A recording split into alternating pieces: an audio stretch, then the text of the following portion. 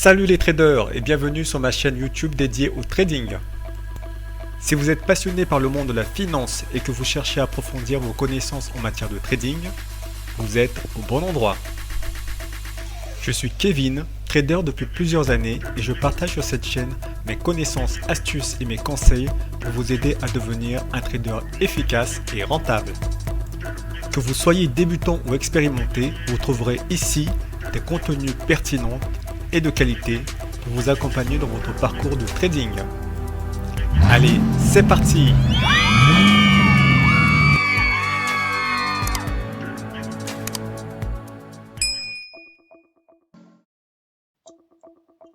Bonjour et bienvenue dans votre espace de formation à l'analyse technique. La leçon numéro 14 présente les principaux indicateurs bornés que l'on peut rencontrer lors de l'utilisation de l'analyse chartiste. L'analyse technique a évolué grâce à l'apparition des outils informatiques. En effet, les nouvelles technologies ont permis d'apporter une branche supplémentaire à cette approche. Les indicateurs ont donc fait leur apparition. Par l'intermédiaire d'une formule mathématique, plus ou moins complexe, les indicateurs vont essayer de repérer la puissance du mouvement. La montée permettra de nous avertir de la naissance d'un mouvement. Leur baisse montrera l'essoufflement du mouvement. Et enfin, le passage du mouvement de référence, souvent la médiane, pourra éventuellement marquer le retournement du marché. Afin de simplifier la notion d'indicateur, il est important de garder à l'esprit que ce ne sont que de simples dérivés mathématiques, issus des cours.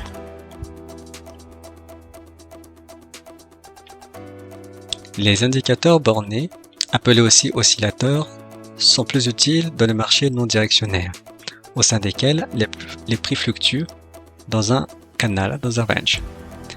De plus, l'oscillateur permet de nous alerter lorsque les cours atteignent des extrêmes de marché. Cette situation peut être appelée zone de surachat ou de survente. Les indicateurs peuvent aussi présenter une divergence entre eux-mêmes et l'action des prix, ce qui représente en général un important signal de mise en garde. Enfin, le croisement de la ligne médiane peut également donner de forts signaux dans la direction de la tendance sur les prix.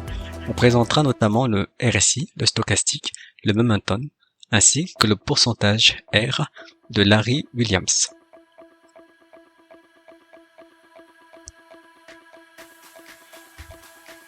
Le RSI a été développé par Welles Wilder en 1978. Il est pointé sur une échelle verticale allant de 0 à 100%. Les mouvements au-dessus de 70% sont considérés comme surachetés, tandis qu'une condition de survente correspondrait à tout mouvement au-dessus des 30%. Ces seuils sont à même de varier en fonction de la tendance du marché.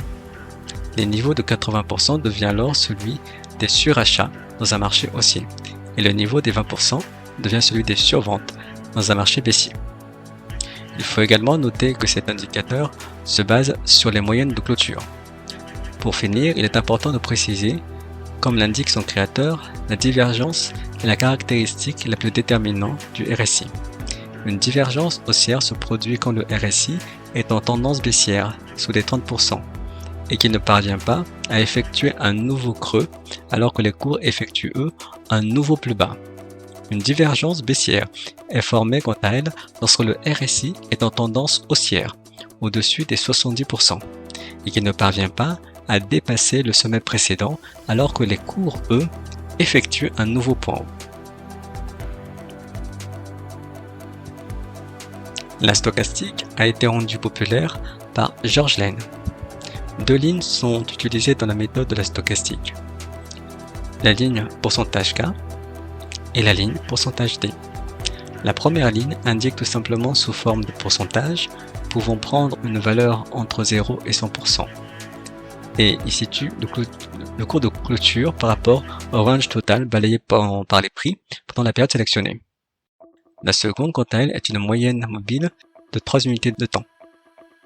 La période la plus utilisée par les analystes est 14 unités de temps.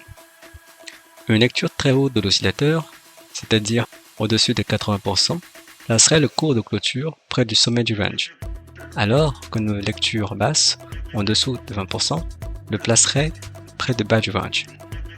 Le principal signal à surveiller sur cet indicateur est celui d'une divergence entre la ligne pourcentage D et la ligne des prix des marchés.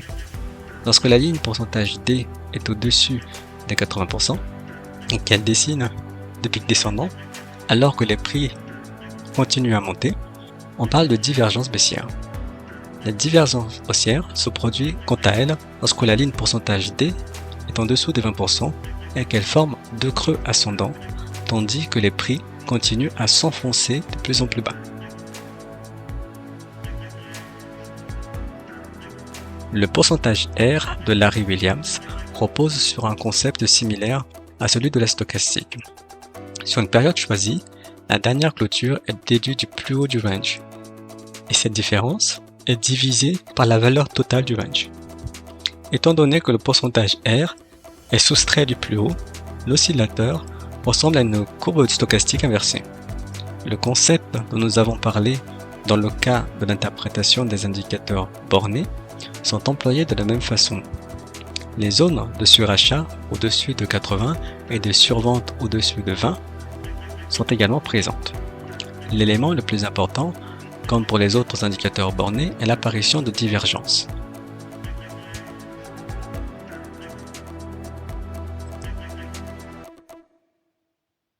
Ces deux graphiques vont nous permettre d'illustrer une divergence haussière, ainsi que l'impact sur les cours des prix en zone de surachat ou de survente. L'indicateur utilisé sera le RSI. On peut donc apercevoir sur le premier graphique que les cours forment deux sommets ascendants, c'est-à-dire que le second sommet est marqué au-dessus du premier. Le RSI, quant à lui, marque deux sommets descendants, c'est-à-dire que le second sommet est placé en dessous du premier. Une divergence baissière est alors présentée ici. Les cours prennent alors, logiquement, une tendance baissière. Sur le deuxième graphique, on peut voir clairement que lorsque l'indicateur atteint la zone de surachat, il reprend le chemin de la baisse, et lorsqu'il rentre en zone de survente, il remonte.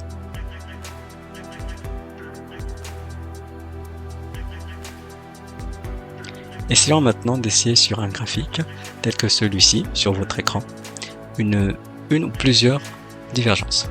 Vous pouvez, si vous le souhaitez, mettre sur pause comme toujours, afin d'avoir plus de temps pour faire cette analyse. Alors, que voyez-vous?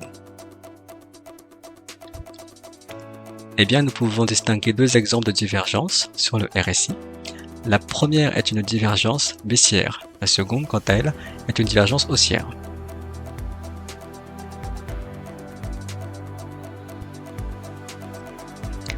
Après avoir participé à cette formation, vous devriez désormais maîtriser les notions de surachat et de survente.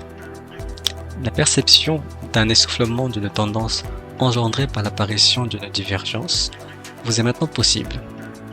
Enfin, il est important de rappeler que les indicateurs bornés sont inadaptés dans un marché en forte tendance. Voilà pour ce chapitre consacré aux indicateurs bornés. La prochaine leçon aborde le principe des indicateurs de suivi de tendance. Nous avons maintenant atteint la fin de cette vidéo. J'espère que les informations que je vous ai partagées vous ont été utiles et qu'ils vous ont aidé à approfondir vos connaissances en matière de trading. Si vous souhaitez en savoir plus et devenir un expert en la matière, n'oubliez pas de consulter notre formation Investir en bourse pour apprendre davantage sur les techniques de trading et de gestion de risque. Vous pouvez trouver le lien en dessous de la vidéo. N'hésitez pas à nous poser des questions et à nous faire part de vos remarques dans les commentaires. Si vous avez aimé cette vidéo, n'oubliez pas de liker et de partager à tous vos amis traders. Enfin, restez connectés à cette chaîne pour ne rien manquer de nos prochaines vidéos. Je vous remercie. À très bientôt les traders!